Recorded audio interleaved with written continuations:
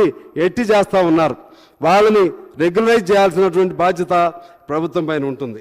RTC వాళ్ళని తక్షణం ప్రభుత్వంలో విలీనం చేయాలి. అదేవిధంగా వాళ్ళకి ట్రేడ్ హక్కులు ఇవ్వాల్సిన అవసరం ఉంది అధ్యక్ష. ముఖ్యంగా జర్నలిస్టులకు సంబంధించి వాళ్ళు మరింత అన్యాయమైన జీవితం, వాళ్ళకి మినిమం గ్యారంటీ లేని జీవితం, ఎవరు రూపాయి ఇచ్చే పరిస్థితి లేదు, ఆ విధంగా వాళ్ళకి ఇల్లు లేదు, అదేవిధంగా మెడికల్ ఫెసిలిటీస్ లేవు, ఏమి మినిమం వేజ్ లేదు, ఎవరు అసలు వేతనం లేదు. అందువలన జర్నలిస్టులకు సంబంధించి కూడా వాళ్ళకు పాలసీ పెట్టాలి, వాళ్ళ బ్రతుకు తెరువు కూడా చూడాల్సినటువంటి అవసరం ఉంది అధ్యక్ష.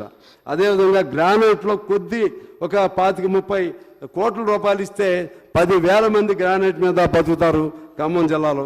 వాళ్ళది ఎవరు పట్టించుకోవట్లేదు అధ్యక్ష. అగ్రిగోల్డ్, సహారా పెద్ద కుంభకోణాలు జరిగినాయి. కొన్ని వేల మందిని మోసం చేశారు, కొన్ని వేల మందిని మోసం చేసి 1000 ఎకరాలు కొన్నారు ఈ 2 సంస్థలు. వీటిపైన విచారణ చేసి బాధితులకి తక్షణం న్యాయం చేయాలని చెప్పి నేను మీ ద్వారా కోరుతున్నాను అధ్యక్ష. అలాగే టూరిజం దాన్ని ప్రైవేటీకరణ చేస్తారన్నారు, దాన్ని ప్రైవేటీకరణ చేయరాదని చెప్పి మీ ద్వారా నేను కోరుతున్నాను అధ్యక్ష. ఈ విధంగా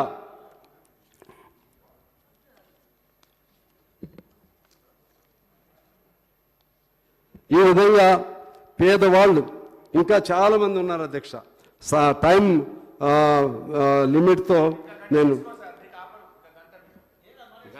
మీకు ఇష్టం లేదు, ముందు మీకు ఇష్టం లేదు, ఏమి అంత బాధ ఏమి మీకు అంత బాధ ఏమి? మంచిది మీరు చాలా మీ కడుపు అంతా సాంసరం ఎందుకు మాట్లాడుతున్నాడా అన్నట్టు ఉంది.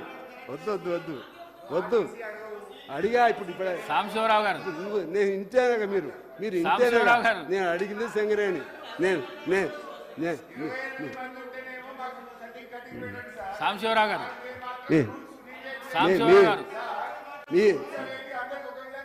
హరీష్ రావు గారికి అయిపోయింది అధ్యక్ష. హరీష్ రావు గారికి ఎందుకో హరీష్ రావు గారు నేను మాట్లాడుతున్నప్పుడే హరీష్ రావు గారికి అన్ని అడ్డం వస్తున్నాయి. నేను ఇంకా అసలు నా నోరెప్పట్లేదు. నేను చాలా మర్యాద మిత్రధర్మం కూడా పాటిస్తున్నా, పాత మిత్రులను కూడా పాటిస్తున్నా. నేను అసలు నా ఒరిజినాలిటీ ఇంకా మీకు తెలవదు. నా ఒరిజినాలిటీ మొదలెడితే అప్పుడేంటో తెలుస్తుంది. అందువల్ల వద్దు, నా జోలికి రాకండి మీరు అనవసరంగా. తర్వాత ఆఖరిగా ఇందాక దాశరథ్ గారిది ఒక పోయం, దాన్ని నేను రిసైట్ చేసి ముగిస్తాను అధ్యక్ష. భూగోళం పుట్టుక కోసం కూలిన సొరగోళాలెన్ను, ఈ మానవ రూపం కోసం జరిగిన పరిణామాలెన్ను, ఒక రాజును గెలిపించడంలో వరిగిన నరకంటాలెన్ను. ఇక్కడ ఈ పాయింట్, శ్రమజీవుల పచ్చిమిత్రుల త్రాగని ధనవంతులెందరో, అన్నార్తలు అనాథలుండని ఆ నవయుగ మదెంత దూరమో, కరువంటూ కాటకమంటూ కనిపించని కాలాలెప్పుడో. ఇదంతా పేదాల గురించి రాసిన అది. అణగారిన అగ్నిపర్వతం కనిపెంచిన లావాయంతో, ఆకలితో చచ్చే పేదల శోకంలో కోపం ఎంతో, ధనవంతుల దుర్మార్గాలకు దగ్ధమైన బ్రతుకులు ఎన్నో. ఇది అందరూ గుండెల్లో పెట్టుకుని పేదవాడి అందరినీ నేను మీ ద్వారా ప్రభుత్వాన్ని కోరుతున్నాను.